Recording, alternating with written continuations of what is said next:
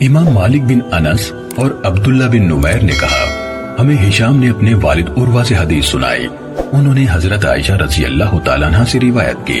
انہوں نے کہا رسول اللہ صلی اللہ علیہ وسلم کے زمانے میں سورج کو گرہن لگ گیا تو رسول اللہ صلی اللہ علیہ وسلم نے نماز پڑھنے کے لیے قیام فرمایا اور بہت ہی لمبا قیام کیا.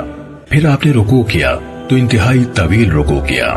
پھر آپ نے سر اٹھایا تو انتہائی طویل قیام کیا اور وہ پہلے قیام سے کچھ کم تھا. پھر آپ نے دوبارہ رکوع کیا تو بہت لمبا رکوع کیا اور وہ پہلے رکوع سے کم تھا. پھر آپ نے سجدے کیے. پھر آپ کھڑے ہو گئے اور قیام کو لمبا کیا. وہ پہلے قیام سے کم تھا. پھر آپ نے رکوع کیا اور رکوع کو لمبا کیا اور وہ پہلے رکوع سے کم تھا. پھر آپ نے اپنا سر اٹھایا اور قیام کیا تو بہت لمبا قیام کیا جبکہ وہ پہلے قیام سے کم تھا. پھر آپ نے رکوع کیا تو انتہائی طویل رکوع کیا لیکن وہ پہلے رکوع سے کم تھا. پھر سجدے کیے.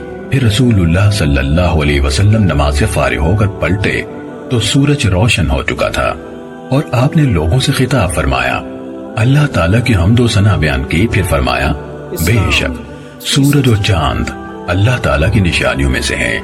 ان کو کسی کی موت یا زندگی کی وجہ سے گرہ نہیں لگتا. جب تم انہیں اس حالت میں دیکھو تو اللہ کی بڑائی بیان کرو, اللہ تعالیٰ سے دعا مانگو, نماز پڑھو اور صدقہ کرو. اے امت محمد صلی اللہ علیہ وسلم, کوئی نہیں جو اس بات پر اللہ تعالیٰ سے زیادہ غیرت رکھنے والا ہو کہ اس کا بندہ یا اس کی باندی زنا کرے. اے امت محمد, اللہ تعالیٰ کی قسم اگر تم ان باتوں کو جان لو جن کو میں جانتا ہوں تو تم بہت زیادہ رو اور بہت کم ہنسو. دیکھو کیا میں نے پیغام اچھی طرح پہنچا دیا؟ اور امام مالک کی روایت میں ہے یقیناً سورج و چاند اللہ تعالیٰ کی نشانیوں میں سے 2 نشانیاں ہیں.